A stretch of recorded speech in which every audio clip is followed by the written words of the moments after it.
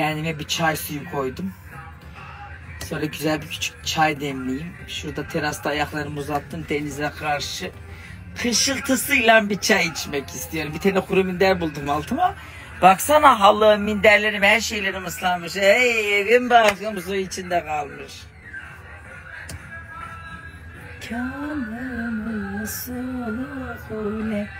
Şöyle ızıcık dinleneyim.